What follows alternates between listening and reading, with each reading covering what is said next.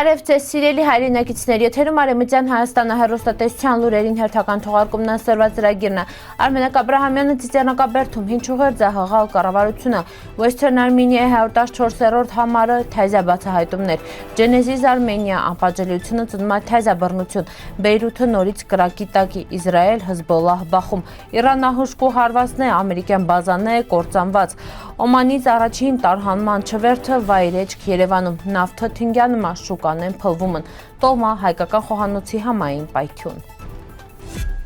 Արևմտյան Հայաստանի Հանրապետության նախագահ Արմենակ Աբրահամյանը ոչ պաշտոնական այցավ Քեցալա Ծիծեռնակաբերդ տեղում հետևելի հուշահամալիրում իրականացվող շինարարական գործերի ընթացքին։ Նախագահը հարգանքի տուրք համատուցած ցեղասպանությունների զոհերի հիշատակին, մասնավորապես հիշելով Սումգայիթում տեղի ունեցած ողբերգական իրադարձությունների զոհերին։ Այցին վաղ Արմենակ Աբրահամյանը ծաղիկներ է խոնարհալ նաև Հունաստանի կողմից տեղադրված ծաղկեպսակին կողքին ընդգծել միջազգային համերաշխության ու պատմական արդարության կարևորությունը։ Նախագահի ըսելավը հիշողությունը համ հարգանքի, համ էլ պատասխանատվության խորհրդանիշ է, ուղղված ապագայի սերունդներին խաղաղության ու արժանապատիվ կյանքի պատգամ փոխանցելուն։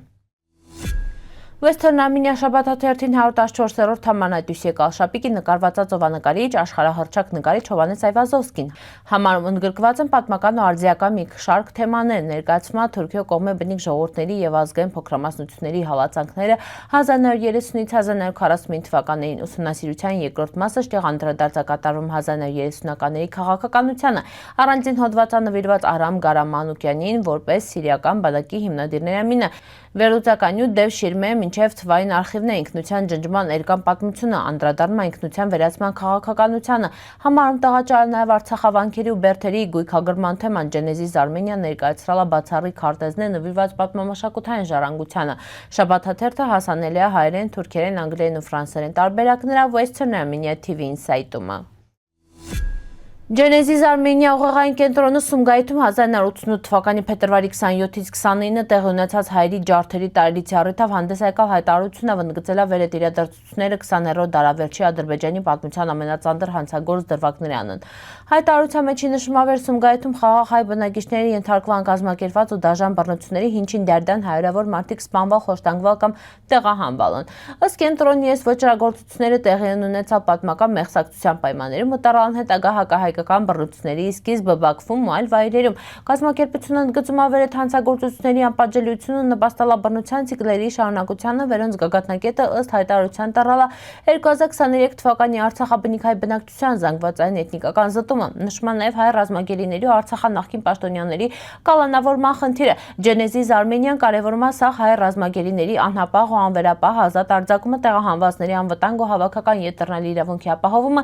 ու միջազգային վերահսկողությունով անվտանգության հստակ մեխանիզմների ստեղծումը։ Կենտրոնի համոզումը մենակ այս քայլերը կարին հիմք դառնան տարածաշրջանում երկարատև խաղաղության ու կայունության հաստատման հետի։ Իսրայելի պաշտպանական ուժերը երրորդ օրը անընդմեջ ավիահարվածներ հասցրել Բեյրութին թիրախավորելով Դահիեի հարավային արվարձանները։ Բնակչության շրջանում շարունակում է զանգվածային տեղահանումը։ Իսրայելը գործողությունները ներկայացնում է որպես սահմանային մարտավարական պաշտպանություն, հերքելով լայնածավալ ցամաքային ներխուժումը։ Միաժամանակ Հեզբոլլահը հայտարարել էր անօդաչու սարքով հարվածել Իսրայելը հյուսիսում գտնվող ռազմաբազային։ Իսրայելը տարհաման կոչարել Լիբանանա տասնյակ բնակավայրերի բնակիչներին, նշելով էր թիրախավորում Հեզբոլլահի կառույցները։ Տարածաշրջանում աճում է թեզա հումանիտար ճգնաժամի վտանգը։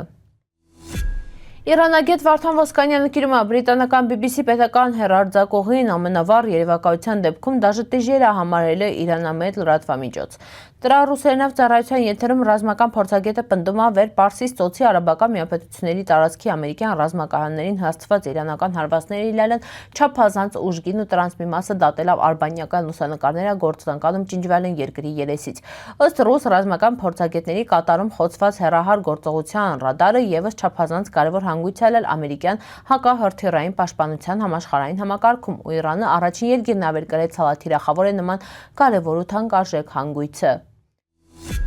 Ֆլայվան Արմենիա ինքնաթիռը սորե առավոտ է Մասկատից եկալա Երևան տեղեկությունը հաստատալա Արևելյան Հայաստանը քաղաքացիական ավիացիայի կոմիտեն չվերթը կազմակերպված արել արտերկրում գտնվող քաղաքացիների յետռնալի հետ ու իրականացվալա Սաուդյան Արաբիայի, Եգիպտոսի, Թուրքիայի օդային տարածքներով։ Ուղևորներին թիվը հրապարակվել չի։ Արտաքին գործերի նախարարությունը կոչալերած Օմանից յետռնալի ցանկություն ունեցողներին, իսկ Ամոյում դեսպանատունը աջակցել տեղափոխման առաջնահերթություն տալով կնանոցը խորհրդանատարեցներին լարվածությունը սրվալա Իսրայելո-Ամերիկայի հարվածների անյետը Իրանին, որոնց հետևան իրանական պատասխանատվողությունները։ Ձովալն բարձրաստիճան պաշտոնյան է Էթվում Ալի Խամենեին ու Իրանում հայտարարվալա 40-օրյա սուկ։ Մերձավոր Արևելքում անվտանգային ռիսկերը շարունակում են աճել։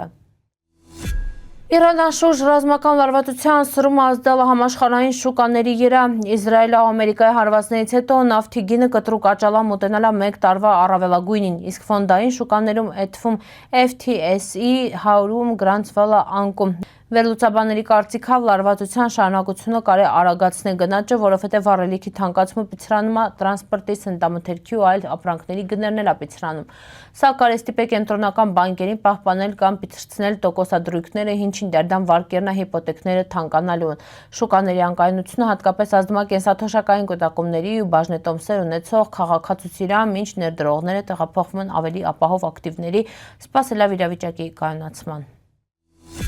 Տոլմայ աշխարհը սահմանափակվում չի մենակ խաղողի կամ կաղամբի տերևներով։ Հայկական խոհանոցում տարածված է նաև սմբուկով, պղպեղավ ու լոլիկով լցոնված տարբերակներ, վերհատկապես սիրված են ամռաննա աշնանը, թարմ բանջարեղենի առատության շրջանում։ Յուրաքանչյուր բանջարեղեն իրան համնաբնույթն է բերում։ Բադրջանը մեղմություն, տեղ-տեղը թիթև քաղցրություն, պամիդորը թարմություն, լցոնը կարե ինի մսային կամ բուսական, ապահովելավ մխիլյա ընտրություն։ Գաթապանդոկում շուշիտ մատուցումն համադրված դոլմեկ վերմի ամանում ներկայացված մի քանի տեսակն է։ Գունավոր ու բազմազան էսուտեսները միավորում են ավանդույթնա ստեղծագործ մոտեցումը, դարձնելով յուրաքանչյուր ճաշ թե համեղ, թե տեսողականորեն տպավորիչ։ Սիրելի հայրենակիցներ, սորվայտ այսքանը կպտրաստալ ապրիկ ուշադրության հետի պնդկացիք։